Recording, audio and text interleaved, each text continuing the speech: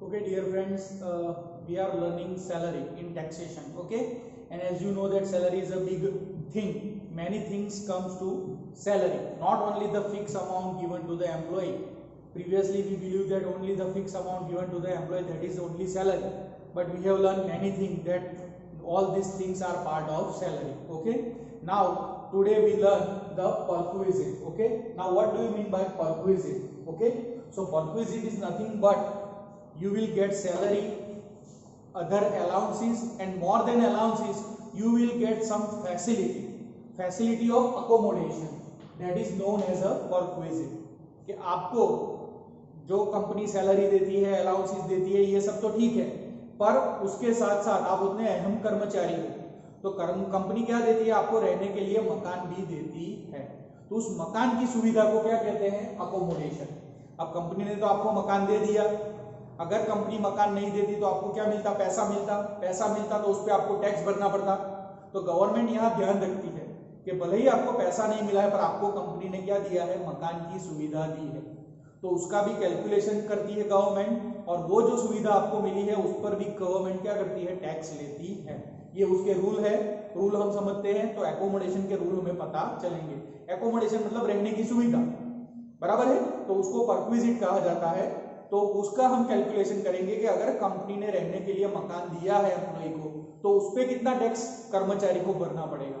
Okay, suppose हमारे यहाँ आलोक company है, कई सारी बड़ी कंपनियां हैं, बराबर है, तो उनके खुद के क्वार्टर्स है रहने के लिए, तो वो कंपनी क्या करती है? एम्प्लॉय को रहने के लिए मकान देती है।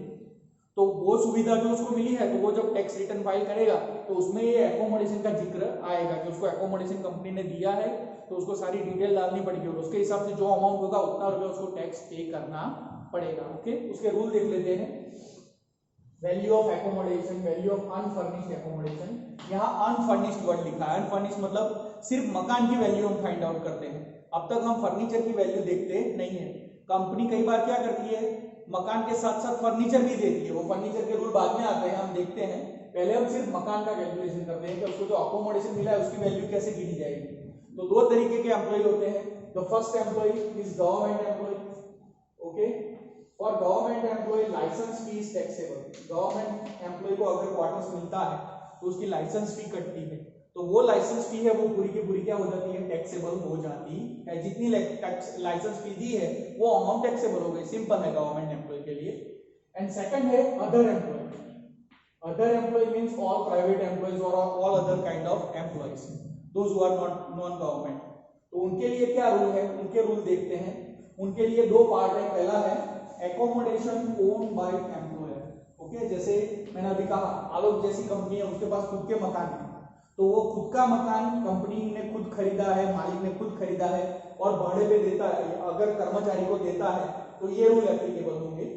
और अगर accommodation taken on a rent, अगर कंपनी के मालिक ने मकान भाड़े पे लेके कर्मचारी को दिया है। कई कंपनी ऐसी होती है जिसके पास मकान नहीं होता है, पर एम्प्लॉय ऐसा बोलता है कि अगर आप मुझे मकान की सुविधा दोगे तो ही मैं नौकरी करने आऊंगा, तो कंपनी तुरंत क्या करती है? कोई मकान भाड़े पे लेती है, एम्प्लॉयर भाड़े पे लेता है और कर्मचारी को भाड़े पे लेके देता है। अगर कर्मचारी को जो मकान मिला है वो कंपनी ने भाड़े पे लिया है तो ये रूल आएंगे, और अगर कंपनी का खुद का है, एम्प्लॉयर का खुद का है, तो कौन से रूल आएंगे?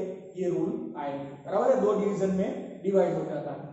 पहला हम देखते हैं accommodation own by employer. Company के मालिक का खुद का मकान है तो क्या रूल आएंगे? उसमें हमें सिटी की पॉपुलेशन के हिसाब से टैक्स लेना है।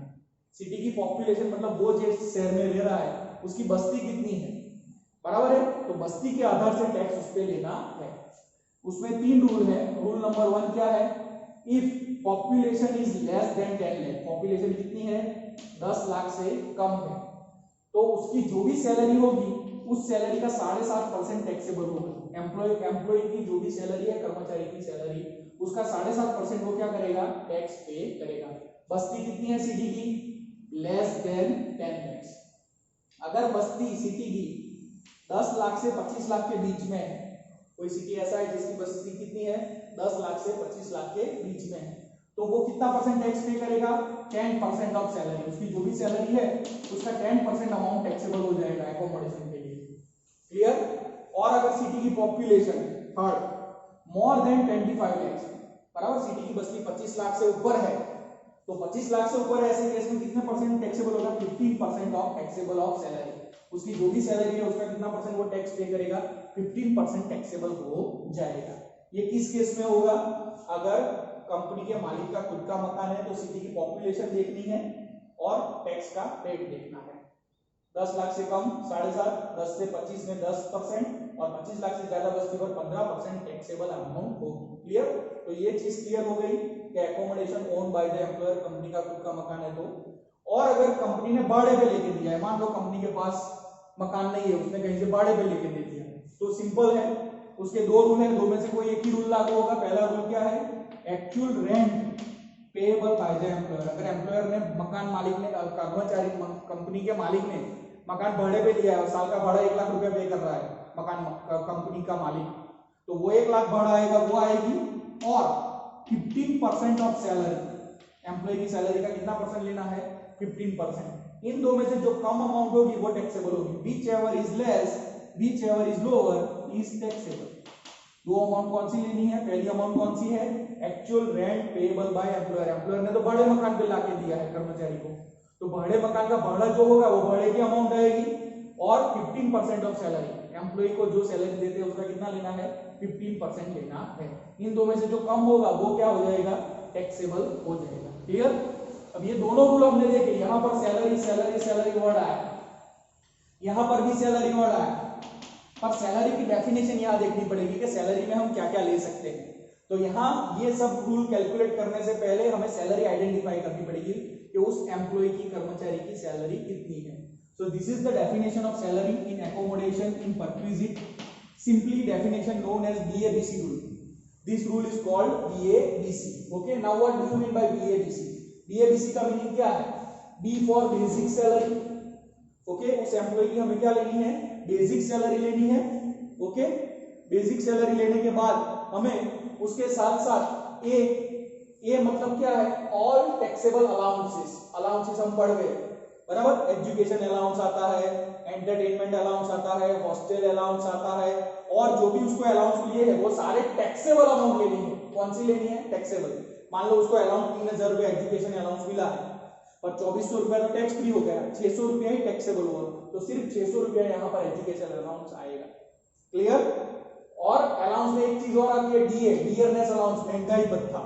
तो महंगाई भत्ता का रूल याद रखना है कि only taken in forming part of retirement. महंगाई भत्ता कितना लिया जाएगा? जितना रिटायरमेंट के बेनिफिट में जाएगा, जितना पेंशन का पार्ट होगा DA, या जितना प्रोविडेंट फंड का पार्ट होगा, या जितना DA रिटायरमेंट बेनिफिट का पार्ट होगा, उतना ही DA यहाँ पर आएगा। अगर DA रिटायरमेंट बेनिफिट में नहीं जाता है तो DA नहीं लेना है, रिटायरमेंट बेनिफिट में कंपलसरी जाना चाहिए।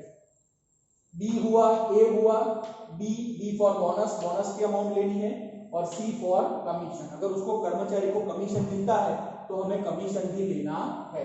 तो ये B, A, B, C चारों मिलाओ तो कर्मचारी की क्या बनेगी? सैलरी। यहाँ जो सैलरी की अमाउंट आती है वो यहाँ पर लेना है, सैलरी सैलरी सैलरी, बराबर? उसका 7.5%, 10% या 15% हमें लेना है, या फिर उसका यहाँ 15% लेना है। क्लियर? तो ये हो गया एकोमोडेशन हो गया। क्या हो गया? एकोमोडेशन। मकान भाड़े पे लिया है वो कि जिसमें अब तक फर्नीचर है नहीं, अनफर्निश्ड हाउस है, अनफर्निश्ड एकोमोडेशन है। कौन सा है? अनफर्निश्ड एकोमोडेशन है। Clear?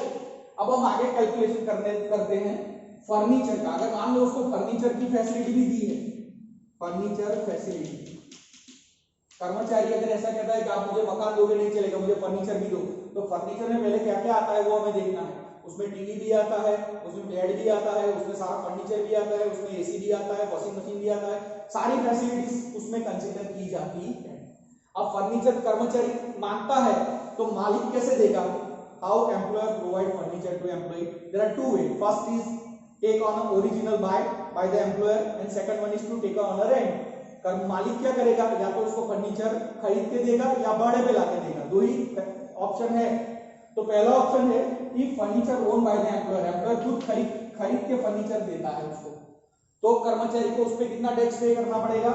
10% of cost of furniture. Furniture जितने का है, मान लो 1 लाख रुपए का फर्नीचर खरीद के मालिक ने दिया तो उसका 10% टैक्स उसको भरना पड़ेगा फर्नीचर पर। 1 लाख का 10% कितना हुआ? 10,000। तो यहाँ फर्नीचर का उसको कितना पे करना पड़ेगा? 10,000 रुपीज उसको टैक्स पे करना पड़ेगा। और सेकंड है, अगर मान लो फर्नीचर खरीदा नहीं है, भाड़े पे लाके दिया। If furniture hired by the employer, hired करता है, भाड़े पे लेता है, हायर्ड बाय द एम्प्लॉयर, बराबर। तो भाड़े पे लेता है, ऐसे ऐसे केस में क्या होगा कि जो भाड़े की अमाउंट है, एक्चुअल हायर्ड चार्ज, भाड़े की अमाउंट, वो टैक्सेबल हो जाएगी। एम्प्लॉय को जो भी भाड़े पे लाया है कर्मचारी, मालिक 1 लाख रुपए का फर्नीचर लाके दिया है भाड़े पे, तो 1 लाख का जो भी भाड़ा होगा, बराबर, जो भाड़ा, वो एक्चुअल हायर चार्ज पूरा का पूरा क्या हो जाएगा, टैक्सेबल। 1 लाख पूरा का पूरा क्या हो जाएगा, टैक्सेबल, अगर भाड़े पे लाके दिया है तो ये फर्नीचर का कैलकुलेशन है। कोई भी मकान हमें दिया है तो पहले खाली मकान का कैलकुलेशन करना है, उसकी जो अमाउंट आती है उसमें फर्नीचर की अमाउंट का कैलकुलेशन करके जोड़ना है। तो पहले मकान की अमाउंट आएगी टैक्सेबल, उसके बाद फर्नीचर की अमाउंट आएगी, जो होगा वो total taxable amount of perquisite होगी, टोटल टैक्सेबल अमाउंट ऑफ उसको जो फैसिलिटी दी होगी वो होगी। कई बार कंपनी क्या करती है, ये जो फैसिलिटी दी है उसके बदले में उसकी सैलरी में से कुछ अमाउंट काट लेती है कि भाई तुझे मकान दिया, फर्नीचर दिया, सब दिया, तो उसके बदले में हम तेरी सैलरी में से हर महीने 1000 रुपए काट लेंगे, तो साल के 12,000 रुपए काट लेते हैं उसकी सैलरी से। तो यहाँ पर एक नोट याद रखनी है, फ्रॉम वो facility any amount deducted from employee salary, employee की सैलरी से कोई भी अमाउंट काट लेते हैं, तो ये जो टैक्सेबल अमाउंट आएगी उसमें से जो अमाउंट काट ली है वो क्या हो जाएगी, लेस हो जाएगी। Deducted from above taxable amount, ये कैलकुलेशन करके, मकान और फर्नीचर की कैलकुलेशन करके जो भी अमाउंट आई उसमें से उसके सैलरी में से जो काट लिया है वो लेस हो जाएगा और फाइनल टैक्सेबल अमाउंट बाद में आएगा, बराबर। इस रूल को अगर और डिटेल में अगर हमें समझना है तो सम देखते हैं, एग्जांपल देखते हैं, ताकि इस सम को हम और अच्छी तरीके से समझ सके। Thank you.